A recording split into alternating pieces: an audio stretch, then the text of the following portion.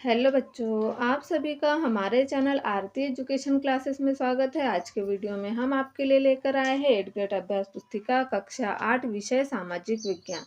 तो आइए बच्चों, हम देखते हैं कक्षा 8 विषय सामाजिक विज्ञान की जो 8th ग्रेड अभ्यास पुस्तिका है, जिसमें कि हम लेकर आए हैं अध्याय 3 वर्ष 2024-25, जो कि 8th ग्रेड अभ्यास पुस्तिका सामाजिक विज्ञान जो कि इतिहास है, इसमें 3 भागों में इसे डिवाइड किया गया है, जिसमें हम लेकर आए हैं हमारा अतीत इतिहास का पार्ट 3 और एक है संसाधन एवं विकास एवं सामाजिक एवं राजनीतिक जीवन, भूगोल और राजनीति और इतिहास। तो आइए बच्चों, हम देखते हैं पार्ट 3 ग्रामीण क्षेत्र पर शासन चलाना। तो अध्याय 3 है ग्रामीण क्षेत्र पर शासन चलाना, जिसमें कि हम प्रश्न नंबर 1 लेकर आए हैं। किस व्यवस्था के अंतर्गत कंपनी के द्वारा राजाओं और तालुकेदारों को जमींदारों के रूप में मान्यता दी गई? तो देखिए, यहाँ पर लिखा हुआ है किस व्यवस्था के अंतर्गत कंपनी के द्वारा राजाओं और तालुकेदारों को जमींदारों के रूप में मान्यता दी गई। तो महालवारी बंदोबस्त, स्थायी बंदोबस्त, रैयतवारी और पट्टेदारी। तो इसका सही उत्तर होगा इसमें दिए हुए 4 ऑप्शन, उसमें से सही इसका उत्तर है स्थायी बंदोबस्त। महालवारी व्यवस्था में महाल शब्द का अर्थ था, क्या था? जन समूह, ग्राम समूह, नगर समूह या ग्राम समूह। तो इसका सही उत्तर है ग्राम समूह। अब हम आगे बढ़ते हैं प्रश्न नंबर 3 की ओर। तो आइए हम देखते हैं प्रश्न नंबर 3 में क्या कहा गया है। प्रश्न नंबर 3 में कहा गया है भारत में नील उत्पादन के प्रमुख केंद्र थे। बंगाल, बिहार, उत्तर प्रदेश, बंगाल, पंजाब, मैसूर, बंगाल, असम। तो इसका सही उत्तर है बंगाल, बिहार। ब्रिटिश शासन में 1 बीघा की माप थी। 1/3 एकड़, 2/3 एकड़, आधा एकड़, 1 एकड़। तो इसका सही उत्तर है 1/3 एकड़। अब हमारा अगला प्रश्न है प्रश्न नंबर 5। हमारा प्रश्न नंबर 5 देखिए क्या कहता है कि स्थायी बंदोबस्त भू राजस्व व्यवस्था किस गवर्नर के कार्यकाल में लागू हुई? Lord Dalhousie, Lord Wellesley, Lord Warren Hastings और लॉर्ड कर्नलविस। तो इसका सही उत्तर है लॉर्ड कर्नलविस के कार्यकाल में स्थायी बंदोबस्त भू राजस्व व्यवस्था शुरू की गई थी। रिक्त स्थानों की पूर्ति कीजिए। जमींदारों को कृषि भूमि पर स्थायी बंदोबस्त भू राजस्व व्यवस्था में मालिक माना गया था। फिर है होल्ट मैकेंजी द्वारा महालवारी भू राजस्व व्यवस्था तैयार की गई थी। चंपारण आंदोलन नील बागान मालिकों के विरुद्ध हुआ था। रैयतवारी व्यवस्था टॉमस मुनरो गवर्नर के समय लागू की गई थी। दक्षिण भारत में स्थायी बंदोबस्त के स्थान पर रैयवारी भू राजस्व व्यवस्था लागू की गई थी। अब हमारा अगला प्रश्न है प्रश्न नंबर 7। बंगाल में कंपनी द्वारा खरीदी जाने वाली वस्तुओं का मूल्य दोगुना क्यों हो गया था? बंगाल के कंपनी द्वारा जो वस्तुएं खरीदी जाती थी उनका मूल्य दोगुना क्यों हो गया था? तो कंपनी किसानों से भारी भरकम लगान चाहती थी और ज़्यादा से ज़्यादा राजस्व हासिल करना चाहती थी। उनकी कोशिश थी कि वह कम से कम कीमत पर बढ़िया सूती और रेशमी कपड़ा खरीदे। इसी कारण कुछ ही वर्षों में बंगाल में कंपनी द्वारा खरीदी जाने वाली वस्तुओं का मूल्य दोगुना हो गया था। फिर हमारा प्रश्न नंबर 8 है कंपनी द्वारा स्थायी बंदोबस्त क्यों लागू किया गया था? तो कंपनी द्वारा 1793 में स्थायी बंदोबस्त इसलिए लागू किया गया ताकि उन्हें नियमित रूप से राजस्व की प्राप्ति हो सके और जमींदारों के जमीन में सुधार के लिए खर्च करने का प्रोत्साहन मिलेगा। अब हमारा अगला प्रश्न है प्रश्न नंबर 9। बंगाल अर्थव्यवस्था के गहरे संकट में आने से किसानों पर क्या प्रभाव पड़ा? बंगाल अर्थव्यवस्था के गहरे संकट में आने से किसानों पर क्या प्रभाव पड़ा? बंगाल अर्थव्यवस्था के गहरे संकट में आने से किसानों की खेती भी चौपट हो गई, जिससे उन्हें लगान चुकाने में परेशानी आने लगी। साथ ही बहुत सारे किसान भूखमरी के कारण मृत्यु को प्राप्त हो गए।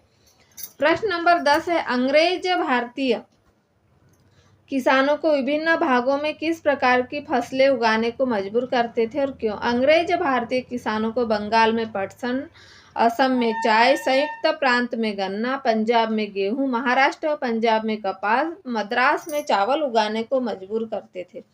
इसके पीछे उनका उद्देश्य यूरोप की जरूरत के हिसाब से सही फसलें पैदा करना था।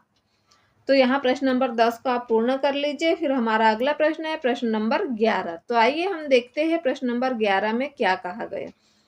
नील तथा ओड़ के पौधों में अंतर बताए। तो नील का पौधा मुख्य रूप से उष्णकटिबंधीय इलाकों में उगता है, जबकि ओड़ का पौधा शीतोष्ण क्षेत्र में उगता था।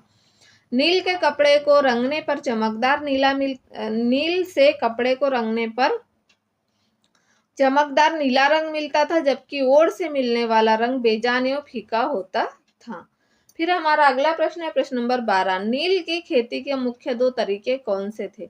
नील की खेती के मुख्य 2 तरीके नीज और रैयती। नीज खेती की व्यवस्था में बागान मालिक खुद अपनी जमीन में नील का उत्पादन करते थे, जबकि रैयती में बागान मालिकों के द्वारा रैयतों के साथ अनुबंध किया जाता था।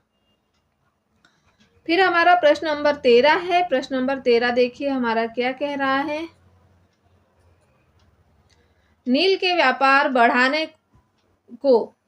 बढ़ाने के लिए अफसर और व्यावसायिक एजेंट किस प्रकार कार्य करने लगे थे? तो नील के व्यापार बढ़ाने के लिए अफसर और व्यापारी एजेंट निम्नलिखित कार्य करने लगे। नील के उत्पादन में पैसा लगाना, नील के कारोबार में ध्यान देने के लिए नौकरियां छोड़ दी, भारी मुनाफे की उम्मीद से स्कॉटलैंड और इंग्लैंड के बहुत सारे लोग भारत आए और उन्होंने नील के बागान लगा दिए। भारी मुनाफे के लिए उनके देश से अपने देश आ गए और उन्होंने नील के बागानों का कार्य शुरू कर दिया। फिर है महालवारी और रैयतवारी भू राजस्व व्यवस्था में क्या अंतर था? तो रैयतवारी भू राजस्व में राज्य वित्त करने का अधिकार जमींदारों को दिया गया था, जबकि महालवाड़ी व्यवस्था में राजस्व जमा करने की जवाबदेही गांव के मुखिया को सौंप दिया गया था। इसके साथ ही रैयतवारी का क्षेत्र बंगाल, बिहार और ओडिशा था, जबकि महालवारी का क्षेत्र उत्तर प्रदेश, महाप्रांत और पंजाब था। उसके बाद हमारा अगला प्रश्न है प्रश्न नंबर 15। तो देखिए प्रश्न नंबर 15 हमारा क्या कह रहा है। प्रश्न नंबर 15 में दिया हुआ है किसानों को नील की खेती करने में क्या मुख्य समस्याएं आ रही थी? तो किसानों को नील की खेती करने में निम्नलिखित समस्याएं आ रही थी। बागान मालिक चाहते थे कि किसान अपने सबसे बढ़िया खेतों में ही नील की खेती करे। नील की खेती के बाद वहां धान की खेती नहीं की जा सकती थी। नील की खेती की प्रणाली शोषणकारी थी। फिर हमारा प्रश्न नंबर 16। अंग्रेजों ने भारत में व्यावसायिक फसलों के उत्पादन के लिए जोर क्यों दिया? इसका भारतीय किसानों पर क्या प्रभाव पड़ा? तो अंग्रेजों ने भारत में व्यावसायिक फसलों के उत्पादन के लिए जोर इसलिए दिया क्योंकि भारत में ब्रिटिश उद्योगों की मांगों को पूरा करना और यूरोपीय और अमेरिकी बाजारों में ब्रिटेन के लिए वाणिज्यिक लाभ उत्पन्न करना था। भारत में व्यावसायीकरण के दौरान खाद्यान्न के उत्पादन के तहत कुल क्षेत्र में कमी आई थी। तो इस तरह से हमने यहाँ पर प्रश्न नंबर 16 को पूर्ण कर दिया। अब हमारा है प्रश्न नंबर 17। बंगाल के रैयतों ने नील विद्रोह कब और कैसे किया? तो देखिए बंगाल के रैयतों ने नील विद्रोह किसानों द्वारा किया गया एक आंदोलन था। यह आंदोलन बंगाल के किसानों द्वारा सन 1859 में किया गया था। मार्च 1859 में बंगाल के हजारों किसानों ने नील की खेती से इनकार कर दिया। जैसे जैसे विद्रोह फैला, किसानों ने बागान मालिकों का लगान चुकाने से इनकार कर दिया। किसानों ने तलवार, भाले और तीर कमान लेकर नील फैक्ट्रियों पर हमला कर दिया। फिर है प्रश्न नंबर 18। महात्मा गांधी के चंपारण आंदोलन की शुरुआत किस बात को लेकर हुई थी? बिहार के चंपारण जिले में रहने वाले निर्धन, भूमिहीन, वंचित कृषकों से वहां के जमींदारों एवं साहूकारों के द्वारा जबरदस्ती नील की खेती करवाई जा रही थी। साथ ही जमींदारों द्वारा किसानों से मनमाने ढंग से फसल की वसूली करने के लिए विभिन्न कानून लागू किए जा रहे थे। जब महात्मा गांधी दक्षिण अफ्रीका से लौटे तो बिहार के किसान ने उन्हें चंपारण आकर नील किसानों की दुर्दशा को देखने का न्योता दिया। 1917 में महात्मा गांधी का यह दौरा नील बागान मालिकों के खिलाफ चंपारण आंदोलन की शुरुआत थी। तो इस तरह से महात्मा गांधी ने चंपारण आंदोलन की शुरुआत की। तो इस तरह से हमने प्रश्न नंबर 18 तक पूर्ण कर दिए हैं और यह पार्ट 3 है इतिहास का, जो कि महत्वपूर्ण है आपके एडगेट अभ्यास पुस्तिका में। इसे आप पूर्ण कर लीजिए और आप हमारे साथ बने रहिए हमारे वीडियो में। और आपको हमारा वीडियो अच्छा लगता है तो हमारे चैनल को सब्सक्राइब जरूर कर लेना, ताकि जो हम अगला पार्ट लेकर आएंगे, पार्ट 4 आदिवासी दीकू और एक स्वर्ण युग की कल्पना, तो इसके प्रश्न उत्तर आपको हमारे वीडियो में आसानी से देखने मिलेंगे, जिसका कि आपको सब्सक्राइब करने पर नोटिफिकेशन प्राप्त हो जाएगा। ठीक है, मिलते हैं अगले वीडियो में पार्ट 4 के साथ, आदिवासी दीकू और एक स्वर्ण युग की कल्पना।